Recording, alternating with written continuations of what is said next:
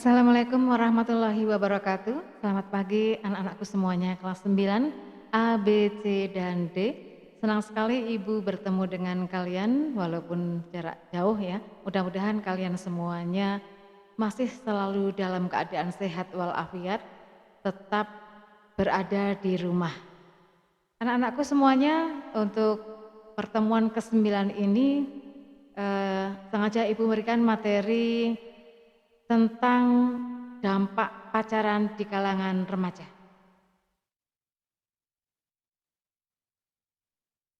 Ya, anak-anakku semuanya, mungkin materi ini banyak yang bertanya-tanya ya, "Aduh, ini kok materinya tentang pacaran ya, apa Bu Heni mengajarkan tentang pacaran?" Oh, sama sekali enggak, ya. Jadi, anak-anakku semuanya, karena kalian sudah masuk ke tahun yang ketiga di SMP ya, jadi kelas 9 itu kelas yang paling dewasa dibanding kelas 7 dan kelas 8. Bukan tidak mungkin di antara kalian mungkin sudah ada yang menyatakan bahwa kalian berstatus pacaran ya. Eh, jadi kalau kalian menyatakan dengan status berpacaran, mungkin bisa berdampak dengan teman-teman yang lain. "Aduh, itu teman saya kok sudah pacaran sementara saya belum." Maka Bu Guru memberikan materi tentang eh, bagaimana dampak pacaran di kalangan remaja, karena kalian semuanya sudah masuk ke masa remaja. Dari semua anak-anak pasti mempunyai definisi atau pengertian masing-masing tentang pacaran. Pacaran itu apa sih? Ada yang dengan mudah menyatakan bahwa, "Bu, saya pacaran dengan itu, wah saya punya pacar," atau "Itu mantan pacar saya." Kalian belum tahu yang namanya pengertian pacaran, ya. Tapi kalian sudah menganggap gampang menyatakan bahwa kalian berpacaran. Perlu kalian pahami bahwa pacaran itu adalah serangkaian aktivitas bersama yang diwarnai keintiman, seperti adanya rasa kepemilikan dan keterbukaan diri, serta adanya keterikatan emosi ya, antara pria dan wanita yang belum menikah, dengan tujuan untuk saling mengenal dan melihat kesesuaian antara satu sama lain sebelum pertimbangan sebelum menikah ya. Jadi kalian harus memahami lebih dulu yang namanya pacaran itu tidak hanya boncengan bareng ke suwuk ya, atau mungkin apa ya, makan berdua, itu sudah dikatakan pacaran. Yang namanya orang menyatakan pacaran itu pasti mempunyai tujuan. Kalau kita sama-sama saling terbuka ya, kemudian saling mengerti, ada kesamaan hobi, kesamaan makanan ya, itu kan dalam rangka penjajakan. Penjajakan itu saling mengenal ya. Kira-kira kalau saya jalan bareng dengan dia, saya enjoy enggak ya? Atau misalnya kalian pernah merasakan, "Aduh, aku dekat sama si A, tapi kenapa ya kok dia suka ngatur-ngatur," dan sebagainya. Ya, maka kalian perlu pahami yang namanya pacaran itu seperti apa. Pacaran tidak hanya sekedar suka sama suka jalan kemudian berstatus pacaran. Tapi yang namanya pacaran itu lebih ke saling menyesuaikan diri antara laki-laki dan perempuan tadi, dan yang penting itu mempunyai komitmen atau mempunyai apa ya, sama-sama lah ya. Misalnya tidak mengekang, kemudian saling mengingatkan ya. Bukan hanya sekedar nafsu saja ya. Nafsu misalnya ya kalau seusia kalian, "Ah, kayak kok cantik ya, itu ganteng." Tapi kalian belum mempunyai rasa bahwa, "Oh iya ya, saya ini anak sekolah." Yang mana anak sekolah itu belum memikirkan untuk hal-hal yang menjurus ke berumah tangga. Maka Bu Guru di sini menegaskan ya bahwa yang namanya berpacaran itu Mungkin kalau di dalam agama itu dilarang ya, karena kita tidak usah pacaran, ya, pasti ribet. Apalagi masih dalam keadaan sekolah. Nah, kenapa kok ada anak sekolah yang berpacaran di usia remaja? Itu pasti ada sebabnya. Yang pertama adalah globalisasi. Globalisasi itu yang paling mempengaruhi para remaja sekarang, yaitu globalisasi akibat berkembangnya internet. Ini yang paling, kalau saya bisa mengatakan paling bahaya ya, karena dari media sosial, dari internet itulah banyak anak-anak atau para siswa yang menjadi korban karena ketidaktahuannya. Kalau di media sosial, kalian Facebookan, Instagram, kemudian WA pun itu juga bisa dimanipulasi datanya.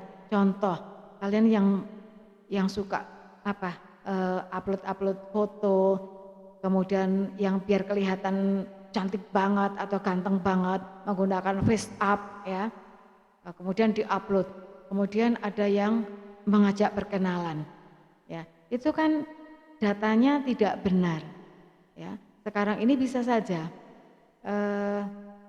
Bu Guru misalnya ada yang mengambil foto profil Bu Guru kemudian diambil dengan diletakkan di akun yang lain atau di HP yang lain, kemudian dikirim. Jadi seolah-olah itu adalah WA-nya Bu Heni, ya, atau itu Facebooknya Bu Heni.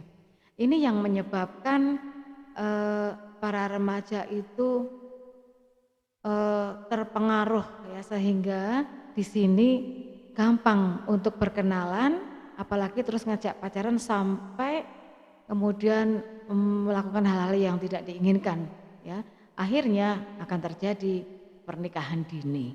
Nah, ini yang harus betul-betul kalian jaga.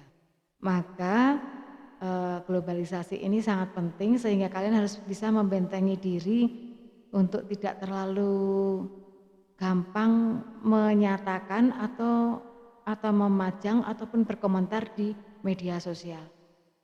Kemudian yang kedua, membuktikan diri cukup menarik. Tadi Ibu sudah menyampaikan atau memberikan contoh, ya. Jadi memang masa remaja adalah masa yang paling indah, ya. Tapi masa yang paling indah itu akan kecewa atau kamu akan menyesal manakala masa yang indah itu tidak kamu lakukan untuk hal-hal yang positif, ya. Ada anak yang cepat-cepat kepingin punya pacar demi gengsi.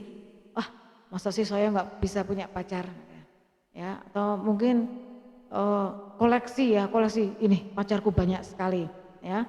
Kemudian tadi ada yang profilnya menggunakan face up jadi kelihatan cantik banget atau ganteng banget. Wah, nih pacarku cantik-cantik, ya, ganteng-ganteng. Coba disuruh ketemuan. Kalau enggak berani, berarti itu wajahnya bukan asli, ya. Maka kamu harus sering cek, ya, misalnya kamu diajak berkenalan. Kalau dia selalu mendorong kamu, selalu mengajak kamu, selalu mengomentari kamu, coba buktikan dengan video call, ya. Kalau dia tidak mau, berarti dia bohong. Apalagi kok sampai ngajak ketemuan. Mungkin karena dia memang ingin membuktikan dirinya cukup menarik. Kemudian yang ketiga, adanya pengaruh kawan. Ya, di kalangan remaja punya banyak kawan atau punya sedikit kawan itu juga berpengaruh, ya. Tetapi kita harus bisa mempunyai prinsip hidup sendiri.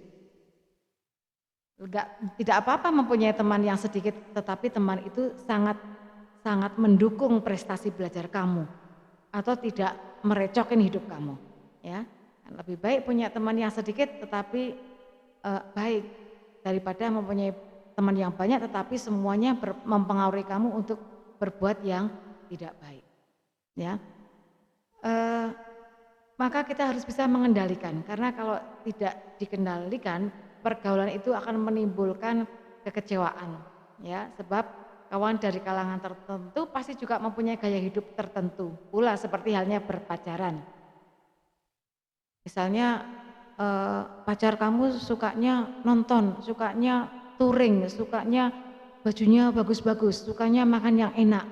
Nah, padahal kamu tidak demikian. Ya. Jadi untuk apa kamu mempunyai seorang pacar yang seperti itu? Bu Guru pernah menyampaikan, apalagi kamu sebagai siswa, ya, tidak ada yang namanya pacar itu bisa memberikan motivasi yang lebih baik. Dengan berpacaran kamu nilainya terus jadi dapat 100 itu tidak. Yang ada itu pasti kebalikannya. Ya.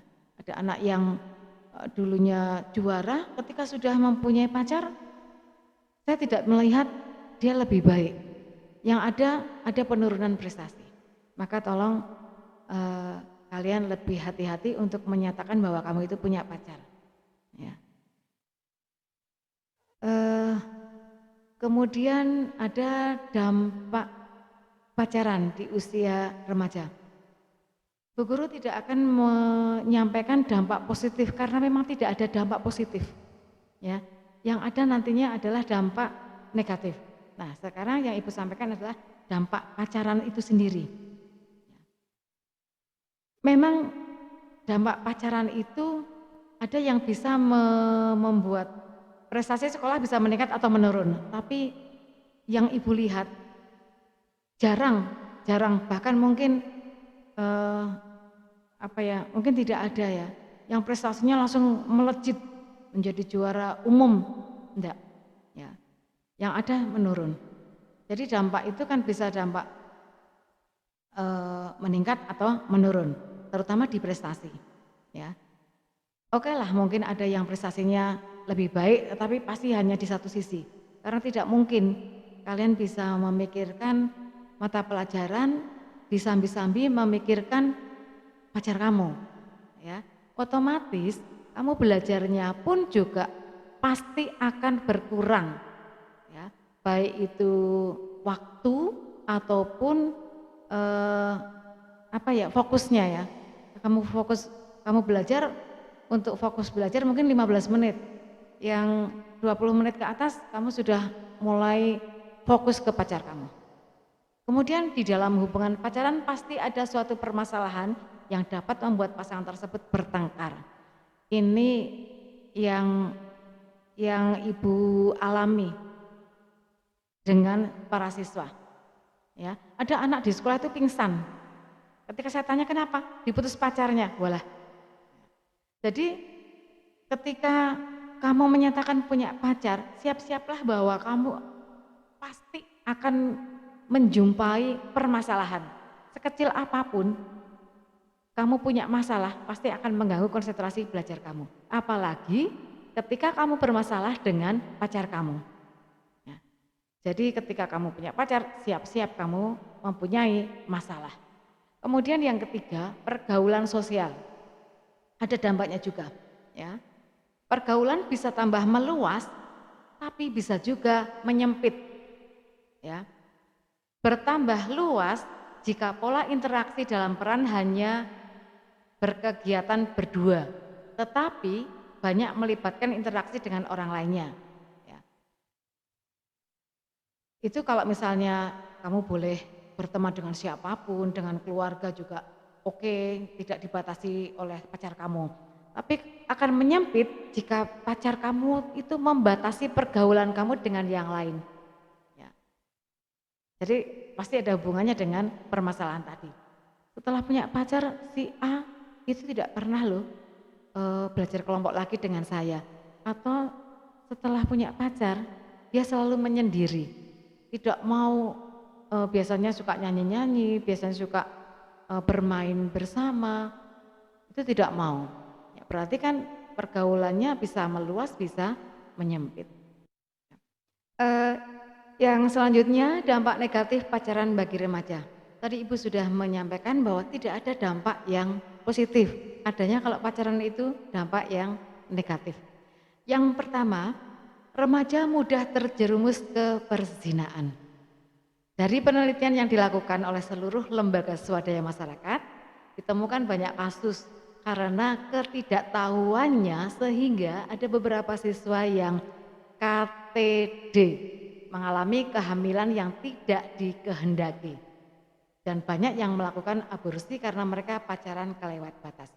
Untuk itu Ibu berharap sekali dan berpesan, jangan gampang untuk menyatakan bahwa kalian berpacaran dan tidak usah yang namanya kalian pergi berdua, kemana-mana berdua, tolong dihindari hal-hal seperti itu.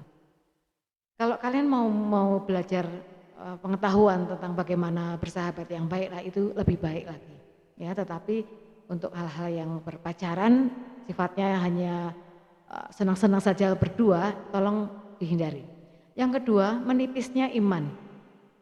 Remaja yang sibuk pacaran akan lupa ibadah, lupa dosa, lupa nilai-nilai agama. Anak-anak yang menyatakan berpacaran itu biasanya akan jarang bahkan mungkin lupa ya. Jadi oh iya sudah waktunya sholat tetapi masih berdua dengan pacarnya ya, atau mungkin tidak saling mengingatkan. Nah, maka Ibu berpesan yang namanya iman ya, tolong dijaga sehingga kalian tidak gampang untuk melakukan hal-hal yang negatif yang seharusnya belum boleh kalian lakukan. Ya. Tidak berarti kalian harus memperbanyak beribadah untuk bisa mengendalikan diri agar kalian tidak gampang untuk menyatakan berpacaran. Kemudian yang ketiga, sering munafik. Munafik itu jika berkata bohong ya, dusta. Pacaran itu sering diikuti dengan sikap menutup-nutupi. Misalnya kamu habis bepergian, kemudian ketika pulang ditanya oleh orang tua, pasti kamu berbohong. Ya, jadi ini namanya sifat yang munafik. Intinya kalau anak yang berpacaran itu sering bingungnya bukan bingung apa-apa, bingung mencari alasan untuk berbohong. Ya. Kemudian yang keempat, sering melamun dan panjang angan-angannya. Jadi orang yang pacaran itu sering berkhayal ya, dan berpikir yang tidak realistis. Jadi setiap hari itu kerjaannya hanya ngalamun saja. Kapan ya saya ketemu pacarnya? Kapan ya saya pergi dan sebagainya. Jadi pekerjaannya hanya melamun, berangan-angan dan berkhayal sehingga lupa untuk belajar serta melakukan kewajiban yang lain. Kemudian yang kelima, menurunnya produktivitas dalam berkarya.